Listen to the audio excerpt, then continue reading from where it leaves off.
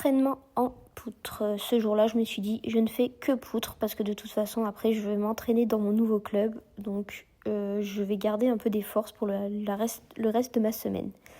Encore une fois, on se rapproche petit à petit de la saison des compètes. Et voilà, il faut que je reprenne mes éléments. Il faut que je reprenne une certaine stabilité en poutre et une aisance que j'avais en fin d'année dernière. Enfin, plutôt avant les France individuelles. Et qu'il faut que je retrouve maintenant. Donc là, à ce moment-là de la saison, je reprends costal et japonais. Et l'objectif, c'est d'arrêter de me chier dessus avant de faire le salto japonais. Alors c'est au sens littéraire, comment on peut dire ? Au sens figuré, pardon. Au sens figuré, c'est pas au sens propre. Mais j'ai clairement peur, du coup, c'est quelque chose qui est particulier pour moi, le salto japonais. Pour le coup, là, je savais pas trop quoi faire en poutre. J'ai vraiment fait tout et n'importe quoi dans un désordre complet. J'essaye de m'habituer à la petite poutre et au fait qu'il n'y ait pas de carpette pour m'habituer à avoir peur en fait.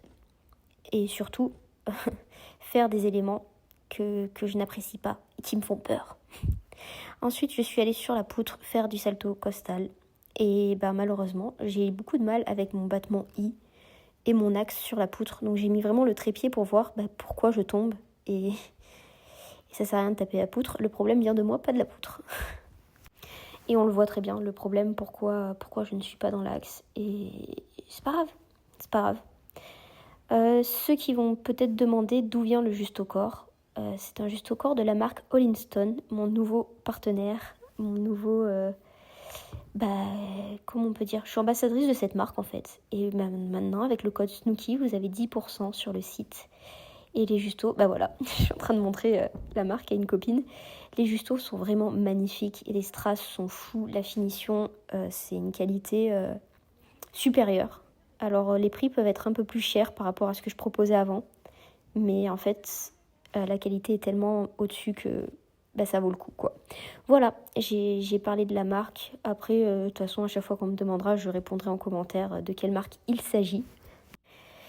Et maintenant, je vous laisse me regarder galérer. Après avoir galéré en costal, je vais galérer un peu sur les pivots.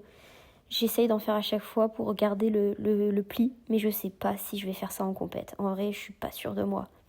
Je me dis là, c'est déjà un peu fébrile, alors en compète, avec la tremblote que j'ai, est-ce que ça vaut vraiment le coup de faire un truc pour gagner 1/10, mais risquer d'en perdre un point, quoi. La chute.